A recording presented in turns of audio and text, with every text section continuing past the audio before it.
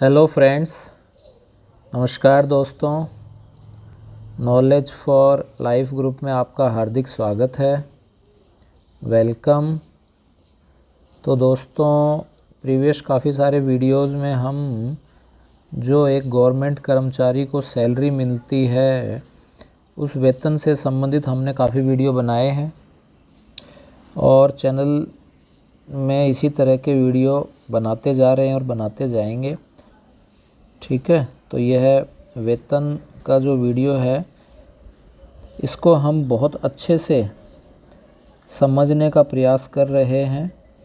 आपके जो RSR है उसमें जो भी किसी तरह की समस्या हो वो सारी की सारी और जितने भी कंडीशन है उन सबको क्लियर करने का प्रयास किया जा रहा है। आगे बढ़ने से पहले दोस्तों मैं यही कहना चाहूँगा कि यदि आपने अभी तक चैनल को सब्सक्राइब नहीं किया है तो सब्सक्राइब करें, वीडियो को शेयर करें, लाइक करें और जो बेल आइकन है उसको भी दोस्तों आप प्रेस कर देवें, जिससे आपको नए नए वीडियो के नोटिफिकेशन मिलते रहें। तो दोस्तों, जो हमने प्रीवियस वीडियो में यह दूसरी जो कंडीशन है स्थायी और अस्थायी कर्मचारी तथा सैलरी ज़्यादा हो कम हो यह क्लियर की थी। तीसरा पॉइंट आज हम पढ़ते हैं और इसको अच्छे से समझने का प्रयास करते हैं। तीसरी जो कंडीशन है दोस्तों वह यह है कि स्थायी या अस्थायी पद पर नियुक्ति जो हुई है वो अस्थायी हुई है, किंतु संविधान के अनुच्छेद 309 के अंतर्गत कोई सेवा नियम नहीं हो तो सक्षम प्राधिकारी ने सरकार द्वारा निर्धारित प्रक्रिया के अनुसार की हो तथा वह पद लोक सेवा आयोग के अधिकार क्षेत्र में हो तो नियुक्ति आयोग से परामर्श की गई हो। अस्थायी या अस्थायी कोई सा भी पद हो, स्थायी अस्थायी, उस पर नियुक्ति अस्थायी की गई और अनुच्छेद 309 के अंतर्गत उसमें कोई भी सेवा नियम में भी नहीं है तो जो सक्षम प्राधिकारी ने सरकार के निर्धारित प्रक्रिया पूरी की पूरी की गई हो, लोक सेवा आयोग के अधिकार क्षेत्र में हो तो नियुक्ति जो है वो आयोग के परामर्श से की गई हो। एक दोस्तों शर्त इसमें यह है कि जो भी नया वेतनमान है उसका अधिकतम वेतन पुराने वेतन के अधिकतम से कम हो तो कम नीचे वाले वेतन के कर्मचारी का वेतन इस प्रकार स्थिर किया जाएगा मानो ऐसे कर्मचारी ने पुराने पद के वेतनमान के पद के विरुद्ध कम वाले वेतनमान की सेवा होती तो प्राप्त करता। यह शर्त भी है कि ऐसा वेतन पूर्व के पद के अंतिम वेतन से सीमित रहेगा। ये पीछे बार बार क्लियर की जा चुकी हैं। यह भी है कि वेतन निर्धारण उपरोक्त पैरा कै फर्स्ट और कै सेकंड के अनुसार स्थायी पद पर स्वीकार्य वेतन के आधार पर अधिक लाभदायक हो तो वेतन उक्त खंडों के अधीन निश्चित किया जाएगा। टीका टिप्पणी में अगला जो पॉइंट है कि उक्त उपनियम के अंतर्गत निम्न पद पर वेतन स्थिरीकरण उपनियम 26 के थर्ड के अनुसार ही होगा। 26 का थर्ड को नीचे के दृष्टांत लेखाधिकारी के सहायक वाणिज्य कर के अधिकारी के पद पर नियुक्ति के कारण जो वेतन स्थिरीकरण बताया गया है वही यहाँ लागू माना जाए और वही देखें।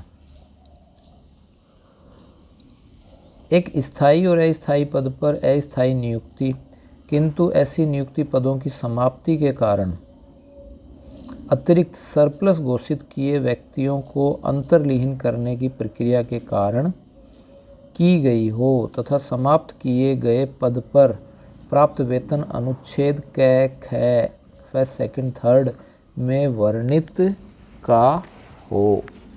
तो यह भी एक कंडीशन है कि अस्थायी नियुक्ति तो हो गई, अच्छी बात है, और जो नियुक्ति पदों की समाप्ति के कारण वह सरप्लस घोषित कर दिया गया है।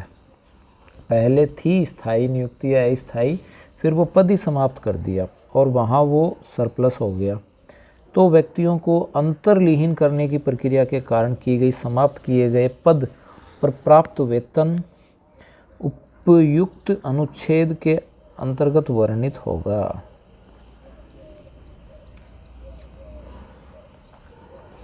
स्थायी और अस्थायी पद पर अस्थायी नियुक्ति है संविधान 309 के अधीन बने नियमों, राजस्थान लोक सेवा आयोग के विनियमों तथा उस संबंध में जारी राजकीय अनुदेशों में निर्धारित प्रक्रिया की अनुपालना किए बिना तदर्थ आधार पर नियुक्ति किए गए हों। यह भी दोस्तों अस्थायी से संबंधित है बातें। ठीक इसी प्रकार कोई भी अनुच्छेद है उसमें गए वाला है, और अनुच्छेद चाहे कोई भी हो उसमें किसी भी अनुच्छेद से शासित व्यक्तियों का वेतन निम्न प्रकार स्थिर किया जाएगा। वेतन को न्यूनतम या उच्च स्तर पर जिसे राज्य सरकार लोक सेवा आयोग में संतुति पर अनुमोदित करे या पद आयोग के अधिकार क्षेत्र के बाहर है तो चयनित अधिकारी को संतुति पर अनुमोदित करे। स्थायी और अस्थायी पद पर जो भी नियुक्ति है, अस्थायी नियुक्ति है, वह नियुक्ति पदों की समाप्ति के कारण अतिरिक्त सरप्लस घोषित व्यक्तियों के अंतर्गत नियुक्त हुए हों, किंतु समाप्त किए गए वेतन के उपयुक्त अनुच्छेद में वर्णित नहीं था। तो ये दोस्तों कुछ बातें हैं। इसी प्रकार स्थायी और अस्थायी पद पर अस्थायी नियुक्ति है। नियुक्ति के अनुच्छेद 309 के अधीन जारी किए गए सेवा नियमों से नियमित नहीं की गई हो और राजस्थान के अधिकार क्षेत्र में नहीं हो। ये सभी कंडीशन है दोस्तों स्थायी और अस्थायी जो उपयुक्त अनुच्छेद 1 और 9 में वर्णित से भिन्न हो। यदि ये सारी की सारी कंडीशन यहाँ आती हैं, जो यहाँ से शुरू आपके फर्स्ट पॉइंट से शुरू हो रहा है ना, ये वाला जो है, ये जो आपके पुराना नियम है, ये नियम 26 है और इस 26 के तहत ये पहला पॉइंट है।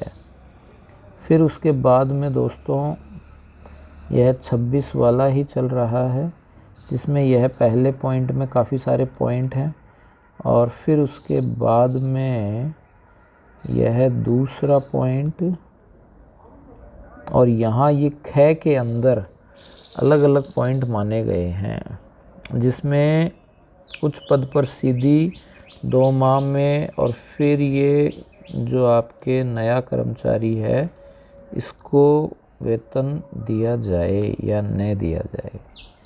ठीक है, तो ये अस्थायी से संबंधित कुछ बातें थी। नेक्स्ट है, इसमें कुछ दृष्टांत देखे गए हैं। चिकित्सा और स्वास्थ्य विभाग में एक सफाई निरीक्षक है। 975 से 1720 में तदर्थ रूप से वह नियुक्त हुआ। 1 वर्ष के अधिक का सेवा काल पूर्ण हो गया होने के कारण 1000 रुपये मासिक वेतनमान प्राप्त कर रहा था। ठीक है, 1 साल हो गया। नियमित चयन राजस्थान लोक सेवा आयोग के माध्यम से कनिष्ठ लिपिक के पद हो जाने के कारण वह कनिष्ठ लिपिक के पद पर नियुक्त कर लेता है। बहुत अच्छी बात है। इस मामले में कर्मचारी को कनिष्ठ लिपिक के वेतनमान जो 950 है के न्यूनतम वेतन जो 950 है उस पर ही मासिक दिया जाएगा।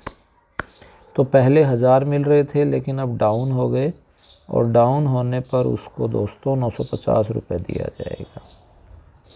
तो पिछला जो भी कंडीशन था वो वाला यहाँ नहीं हुआ, क्योंकि 950 है, हायर एजुकेशन हायर में गया है, और उसको भी वहाँ से जब हम शुरू करेंगे तो इससे बढ़िया दोनों में जो भी अधिकतम है वही माना जाता है। 950 अधिकतम है। दृष्टांत हम दूसरा देखें।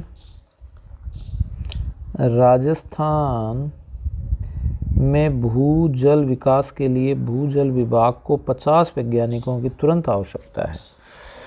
इसके लिए पद का वेतनमान 8,000 से 13,500 है। लोक सेवा आयोग पदों में 2 बार विज्ञप्ति प्राप्त कर चुका है, प्रार्थना पत्र नहीं आ रहे हैं।